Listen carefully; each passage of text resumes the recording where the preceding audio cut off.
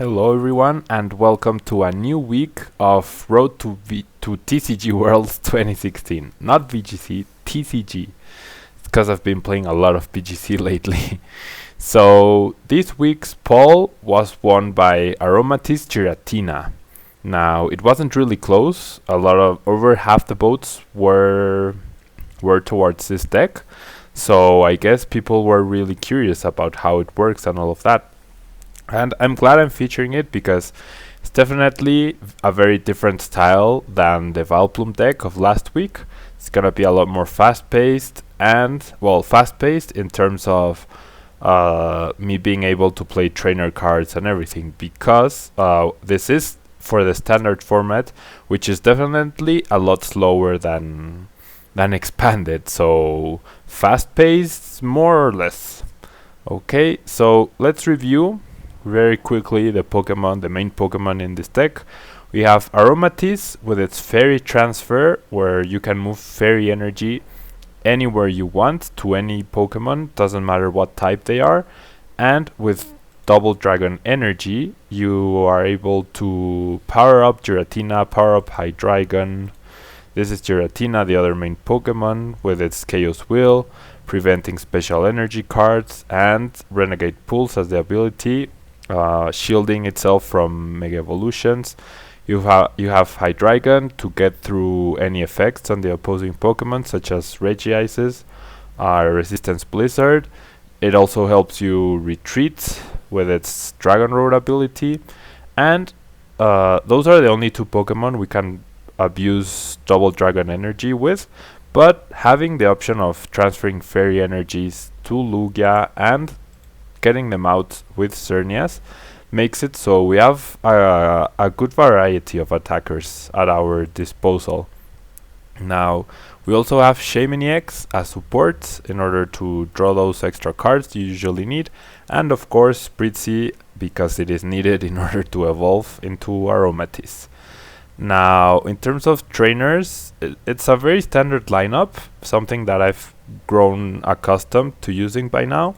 For Sycamore, of course, I honestly don't see a scenario where I will not use Sycamore in standard, like for Sycamore. Now, 3 Professor Birch's Observations. I used to be a fan of Shona just because it was a guaranteed 5 cards, but I stopped being so, not superstitious, but so anti-risk, where this is an okay risk to take, because whenever you do flip heads, you get a lot of card advantage, and if you flip tails, 4 cards is still respectable, and standard is a lot slower than expanded, so it's okay to use Birch's Observations over Shona. In my opinion, it's a bit better, and in the long run it does average half a card more. So now we also have 2 Lysanders in order to be able to target whatever is threatening us. 2 ACs, which we can really abuse because we have the Fairy Transfer ability at our disposal. We can prevent KOs and things like that. And just from last week, AC was pretty huge in order to prevent KOs and things like that. And in that deck, we had no way to conserve the energy. But here, I'm guessing it's going to be a very, very key card in many of our victories.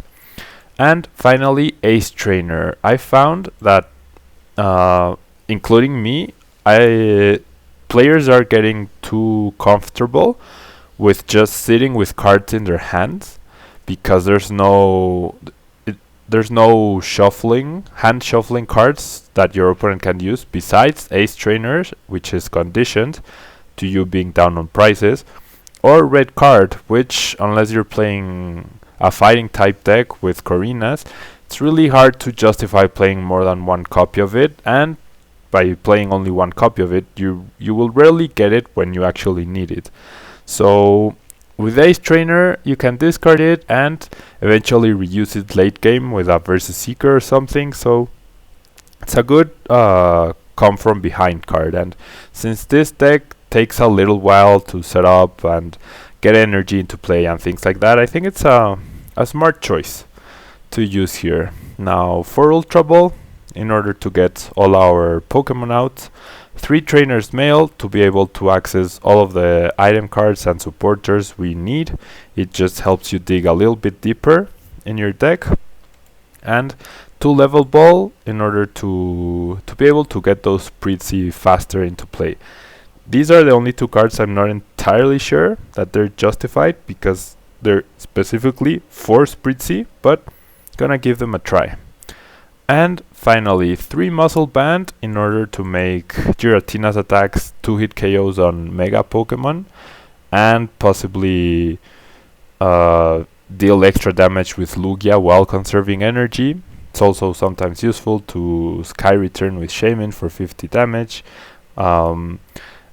It'll also allow Rainbow Spear to take knockouts on Landers, the non-EX Landers. Well, the EX Landers is no longer legal, but especially on Regice, so that's pretty good. And finally, 4 Fairy Garden, so that we have no issues retreating, deciding what Pokemon to attack with, bringing up fresh Pokemon and things like that. And yeah, that concludes the deck explanation part. I'm gonna save the deck and we're gonna look for our first battle here. Clicking standard and selecting the deck. I don't want to make a mistake. There's Aromatisse Giratina. And let's see who we face off against. Hopefully we get some pretty good matches. I'm very excited to be using a much faster deck, to be honest. And we'll see here. We're up against a Metal Dragon colorless deck. And we are going second. So I think this deck is a lot more straightforward in many things. Now he's using double Dragon Energy, so he probably it's a Giratina deck, and he's using Crushing Hammers, so we might have issues with getting our own energy into play if he gets the first attack off, because he's going first, and we are also he also has the hammers, which could be problematic. So we really need to make sure try that our energy attachments go towards double dragon energies rather than fairy energies. Because after Giratina makes an attack once, we won't be able to play them anymore. Now, let's see what my opponent got. Wow, he's playing a lot of trainer cards. With Compressor, he got rid of 2 Metal Energy and a Lysandre. He also flipped heads on Birch. Has the Aegislash, so Aegislash will be a problem. Fortunately, we do have Lugia, but we cannot attack with any of our Pokemon until, or rather, well, not with any of our Dragon Pokemon without double Dragon Energy. So it'll be interesting to see how this plays out. I really doubt he's using any Mega Pokemon himself. So here I'm very tempted to Level Ball for another Spritzy, although I could save it for Aromatisse, but I'd rather be safe. He does have the Lysandre already in his discard pile. And I'm gonna Ultra Ball away the 2 supporters because I can get either of them back with the Versus Seeker and get a Shaman in order to get more things into play. Now, no energy, unfortunately. No energy. We do get another Giratina, but I don't know. I'm tempted to just Sycamore away all these cards. It'll be unfortunate that we've already gotten rid of the 2 ACs, but we will have 3 more Versus Seekers available to us, and I really need to get energy into play. 1 Aromatisse will be in the discard pile, but we will still have 2 more, and we will still have another Giratina EX available, not to mention I don't know how useful it will actually be. But no energy once again. Now that is terrible. That is definitely terrible. Especially because, well, Aegislash will need 2 more energy. No, never mind, it has a muscle band, so with just 1 energy, he will be able to one-hit KO my Xerneas here. Gonna attach the muscle band to Lugia. I think Lugia is going to be key in order for us to take down this first Aegislash, and quite possibly other Pokemon, but missing this first turn energy drop is going to hurt us a lot. Best case scenario, we draw Fairy Energy, attach to Xerneas, retreat, well, evolve, play the Fairy Garden, attach to Giratina, retreats for Xerneas and get 2 more into play, but it will get KO'd. Unless for some reason my opponent doesn't draw a way to switch out, which would be ideal, but yeah. He's using up all the cards in his hand, flips heads again for Birch. I hope we flip heads. I'll be very disappointed if we don't. Or if we flip tails, I hope at least we get an energy. Otherwise, it'll be pretty terrible for sure. Touches to Aegislash, he can Metal that was a Metal Link. Yeah. And there's the switch, so my opponent got pretty much exactly every card he needed, and he's gotten a pretty incredible setup so far. Now, I'm not gonna waste my Trainer's Mail right now, because if I don't get... yeah, of course I flip tails. And no energy again, come on! I played 12 energy, how is it that I don't have... how is it that I have not drawn any energy just yet? Gonna have to pass. Hopefully it doesn't have the Metal Energy to one-hit KO the Giratina. Attaches double Dragon Energy to Tyrantrum, so it's not Giratina actually. And that thing one-hit KOs every single of my EX Pokemon. And he's running DCEs, double Dragon Energies, and basic Metal. And we haven't... yeah, of course I top deck. Wow. Okay, I am going to play this, hoping to get a Stadium. No Stadium cards, so I'm not gonna grab either of those. And I am going to Sycamore. Hopefully we can get a Fairy Garden. There it is. At least... Now, I am going to play the other Giratina, because it might be important here. I am afraid of that Tyrantrum though, 190 damage. If I play the Hydreigon, and then play my Fairy Garden, I can get rid of these two. Going to Fairy Transfer the energy. Done, retreats, and at least get 2 more energy into play with Geomancy. Now, who do I attach them to? Obviously one to Lugia and the other to Giratina for sure. No damage dealt to my opponent. He has a Giratina with 10 HP left. Gets heads on Crushing Hammer. That's 3 out of 3 heads for my opponent so far. Not nice. Where we flip tails, of course, with Birch and whiffed on the basic energy. Okay, so at least we will be able to damage Aegislash now by transferring the energy, and I'm gonna Trainer's Mail here. The Sycamore. Gonna take the Sycamore, and I'm not gonna play it just yet. I would perhaps like to get that first hit on Tyrantrum though. It has a 3 retreat cost.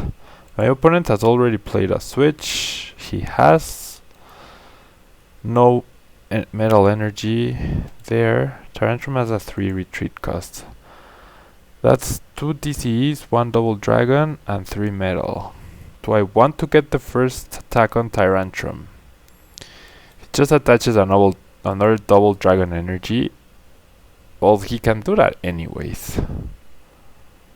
And it is the more threatening. So I'm going to attack Tyrantrum. Why? Because he could simply retreat and attach. So this way, at least we have damage on it.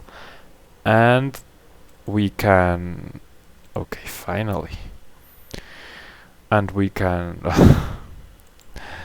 He has the... And he gets another heads. Oh, he had the cards. He has everything. My opponent has gotten an absolutely perfect game. I'm super jealous of my opponent. Now I have no energy in play. His Tyrantrum is naked, I guess. But we're in a terrible position with no energy in play. Nothing.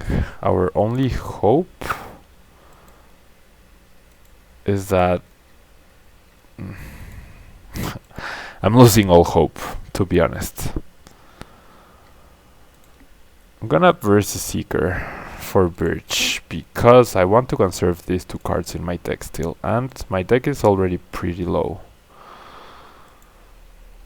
Perhaps the Ace Trainer could save us, but not totally convinced. I'm gonna transfer the energy to the Hydreigon because I don't want him to promote Lugia and do an extra 40 damage. And I'm gonna pass for now. If my opponent doesn't retreat that... My opponent has everything, every single time. And he simply uses Lugia's second attack in order to take a KO. We don't have another Lugia. I'm just gonna concede here, guys. This, honestly, everything worked out in my opponent's favor. He got an absolutely perfect game, and we didn't get anything. We got going too late, and he has Crushing Hammer. Come on, why would you play Crushing Hammer in that deck? Why would you play that? I mean, that one energy he got rid of was probably... No, I mean, it only made him beat us easier. He had that game ever since we got that horrible start. We used Shaman for 5 and then Sycamore for 7, and we couldn't get one energy card. And then we used Birch and we didn't get an energy. So not the greatest start for this deck or for this week. I was already pretty frustrated with some games of last week with Vileplume, and now this is definitely not helping. But we'll see.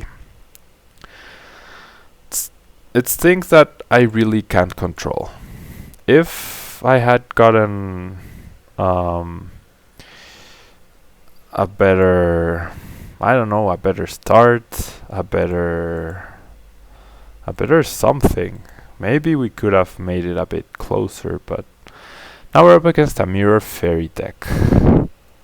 Now, I don't think he will attach to Malamar. I'll be very surprised if he does. I'm wondering if I should AC here, the Shaman, because otherwise I'm gonna be discarding it anyways with Sycamore next turn. But gonna pass for now. At least we got an energy. We got a much better start this time around. Much better start. Now that deck could be a Seismitoad, Malamar, Trickery kind of deck. He attaches to the active, so I'm glad he won't be sleeping us. I'm sure you guys have noticed, I really dislike flips. Like, it's part of what makes this game great, I guess, in that the flips allow anyone to have a chance, but it can get really frustrating at times. Very frustrating. I don't like relying on strategies that rely on flips and things like that. I really don't. And it just seems like, I don't know. It's difficult. I know a lot of people complain about luck and things like that, and I really shouldn't. It's not a complaint, it's just the fact that those flips happen and that a lot of the times they end up deciding games is what it's something very frustrating. Yeah, see, I don't wake up, so I won't be able to damage this Xerneas. Anyways, I'll talk about something else now. Gonna Birch, we flip heads there. I have the double dragon energy now. I would like... One thing I'm not totally sold on for this deck is the fact that you don't have a way to counter one hit KO with one hit KO, you know? It's very difficult, and maybe having a Tyrantrum here would be pretty nice. But you 2-hit KO everything. That's the thing with this deck. He has hammers, of course he does. Why wouldn't you play hammers? It's a Mega Gardevoir Malamar deck. If we don't wake up, even if I wake up, super frustrating. It really is. I get frustrated a lot with this game. It just seems there's so much luck involved, and what you top deck, what you start with. And my decks definitely don't run as nicely as my opponent's decks. At least we have the Giratina defense against Mega Gardevoir EX. So once we get rid of that Malamar, my opponent won't have too many options in order to damage Giratina, which is great. And I'm going to go for the second Giratina. I stay asleep again. Yeah, it happens, right? That's normal, it happens to everyone. And gonna Sycamore here. So, gonna even take this energy from Xerneas. There's no reason to risk it. Gonna transfer this one to this guy. And gonna pass the turn.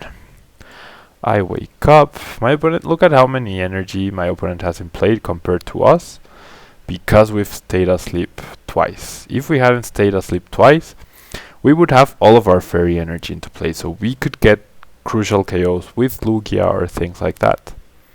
Now him running DCE is extremely weird, but to each his own, I guess. Here he treated, and he's gonna attack with Malamar.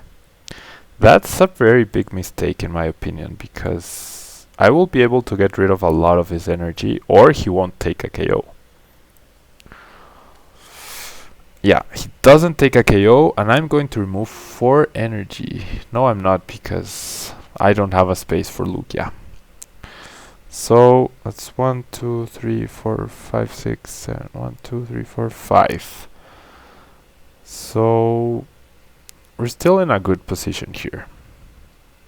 We could Lysander up Shaman and take a KO there, but I think I'm better off KOing Malamar. I actually wish my opponent had KO'd Xerneas,